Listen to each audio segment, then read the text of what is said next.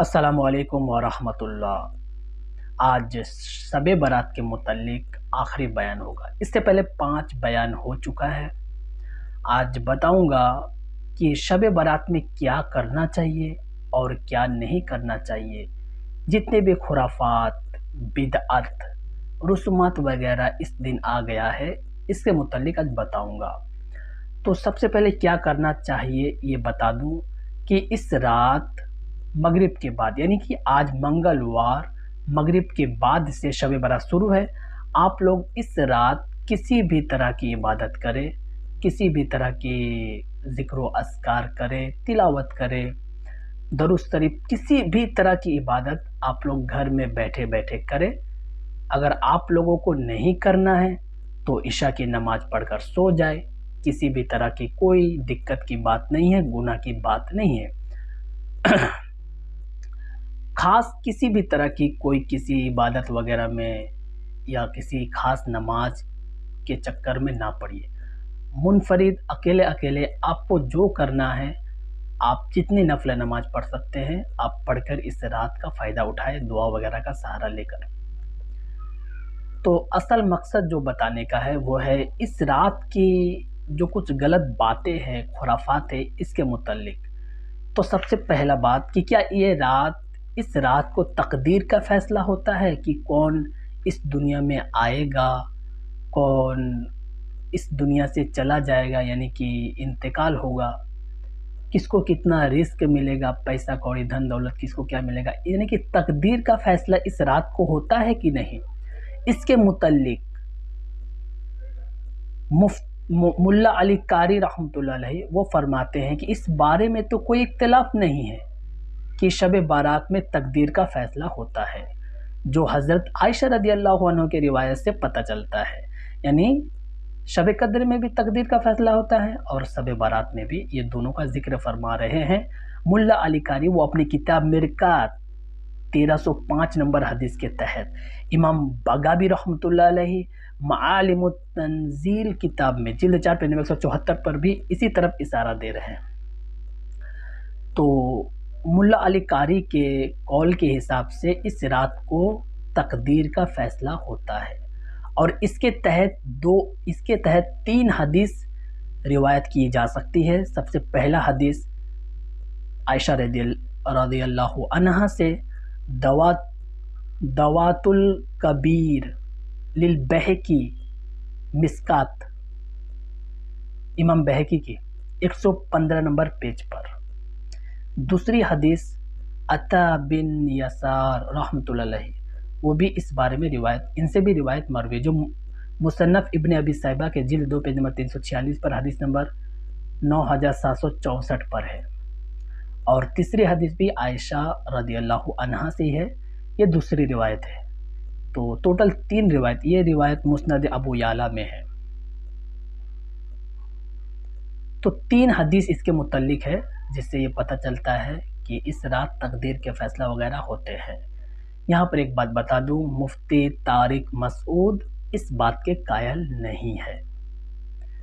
بیرکیف دوسرا نمبر، اس رات پٹاخہ، بم وغیرہ جو پھوڑتے ہیں بچہ لوگ، موم بتی وغیرہ، یہ سب، اس کی کیا حقیقت ہے؟ تو شاہ عبدالحق محدث دہلوی رحمۃ اللہ علیہ وہ اپنی کتاب ما ثبت بالسنہ پیج نمبر 215 پر لکھتے ہیں کہ بھارت کے اکثر علاقے میں ایک بدعت یہ بھی ہے کہ انسان شب برات میں موم بتی وغیرہ جلاتے ہیں، جیسے دیوالی میں ہندو لوگ کرتے ہیں، غیر مسلم لوگ اس طرح کا کرتے ہیں۔ تو یہ ایک ہندوؤں کے دیپاولی کی طرح لگتا ہے، تو اس طرح کا کام نہیں کرنا چاہیے۔ یہ سب کوئی مطلب یہ تو ایک دم حرام ہی ہے۔ اس طرح کی باتیں اسلام ہم لوگوں کو نہیں سکھاتا، اس کا تو تصور ہی نہیں کیا جا سکتا کہ یہ سب آتش بازی، پٹاخہ وغیرہ یہ سب اسلام میں ہے، اس کا تصور ہی نہیں کیا جا سکتا۔ علامہ شامی رحمۃ اللہ علیہ تنقیح فتاوی حمدیہ میں بھی اس طرح کی باتیں کہہ رہے ہیں۔ تیسرا نمبر پوائنٹ ہے کہ گھروں کو صاف ستھرا کرنا کیسا ہے۔ تو शब बारात के दिन औरतों खास करके घरों को साफ सुथरा करते हैं, सफाई करते हैं। इस बारे में हजरत थानवी रहमतुल्लाह अलैहि वो अपनी किताब इस्लाहुर रसूमात पेज नंबर 134 पर इस चीज को बिदअत करार देते हैं। यानी कि ये जो रवैया है औरतों का, एक शौक है कि घर को साफ करना, इसी तरह लाइटिंग वगैरह लगाना, पुराना सामान को बदल देना, ये सब बिदअत है।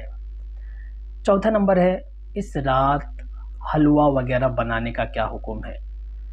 तो आम अल्फाज में ये समझे कि शरीयत में इसकी कोई जगह नहीं है, यानी शरीयत इस बारे में तरगीब नहीं देता कि इस रात को हलवा वगैरह बनाया जाए।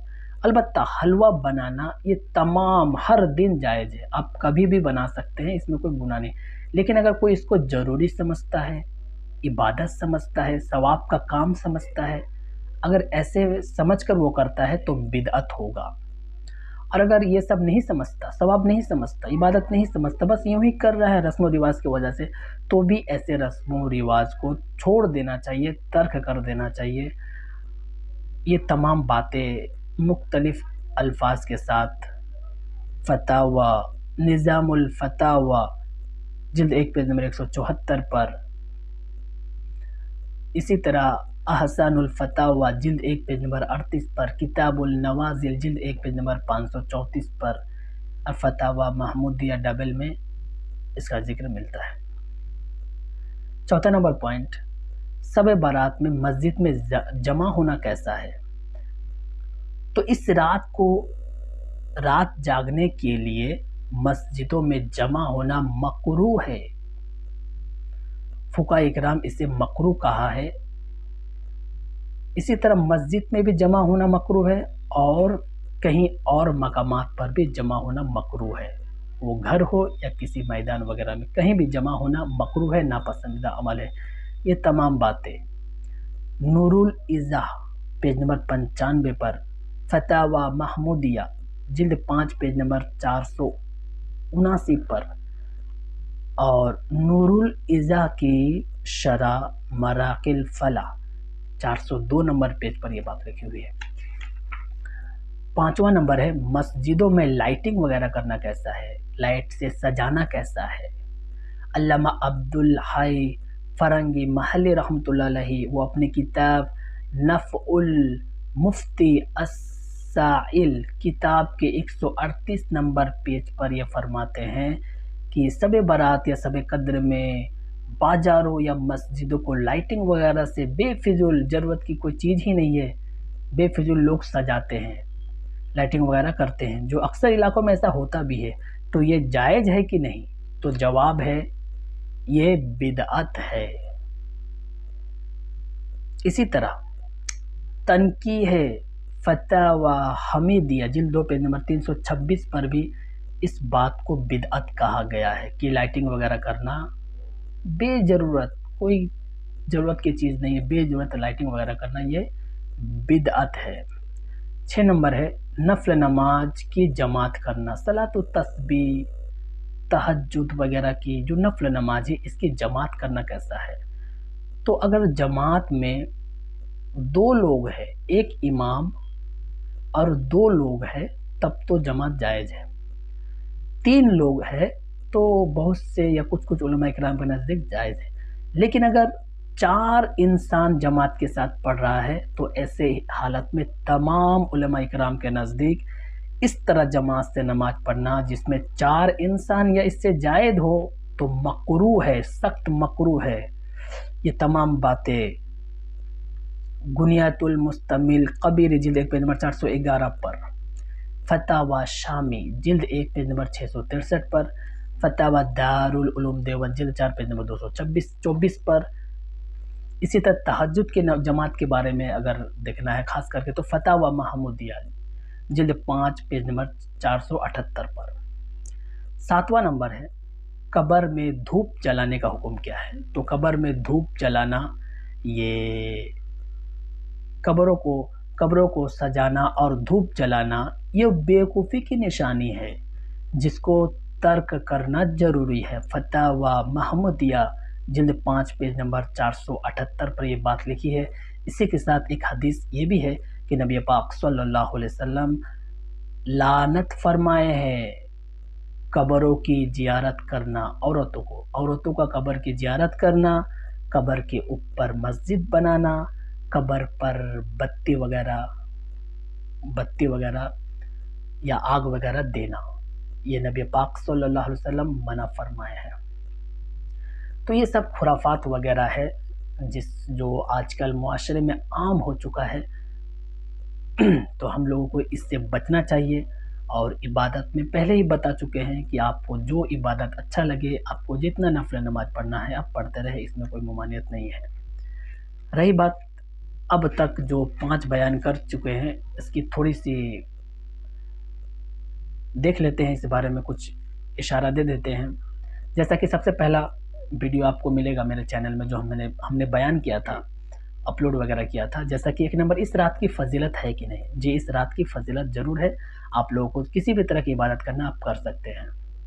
2 نمبر تھا نماز کے متعلق، تو اس رات آپ کو جو جیسے نماز اچھا لگے آپ نماز پڑھے، کسی بھی طرح کی نماز پڑھ لے، نفل وغیرہ کسی بھی طرح کی کوئی خاص نماز ثابت نہیں ہے، آپ کو جتنی نفل نماز پڑھنا ہے پڑھے، تلاوت کرنا ہے، دعا کرنا ہے، یا آپ کو سو جانا ہے تو سو جائیے، کوئی ضروری نہیں ہے، آپ کو جو اچھا لگے وہ کرے، لیکن کسی چیز کی ضروری سمجھنا، کسی چیز کو ضروری سمجھنا کہ یہ نماز پڑھنا ہے، ایسی کوئی بات نہیں۔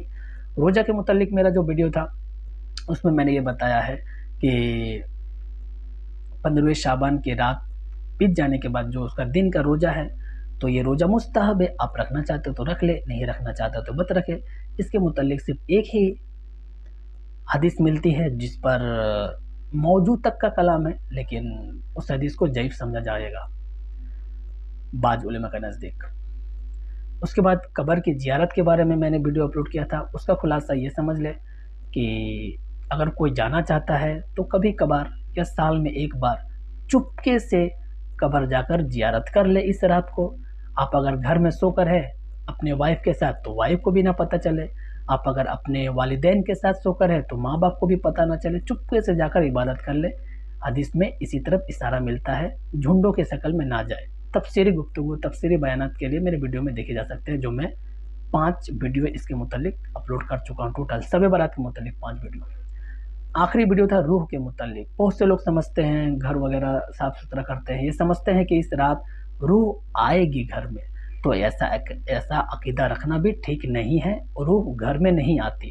یہ تمام 5 بیانات ڈیٹیل کے ساتھ بہت ہی مدلل، مختصر نہیں مدلل دلائل کے ساتھ میں اس تمام ویڈیو پر جو ابھی میں نے بتایا فضیلت کے بارے میں، نماز، روزہ، قبر کی زیارت اور روح کے بارے میں مدلل بیان میرا موجود ہے، اگر کوئی دیکھنا چاہے تو دیکھ لے، اور مختصرہ بھی بتا دیے۔ السلام علیکم ورحمۃ اللہ۔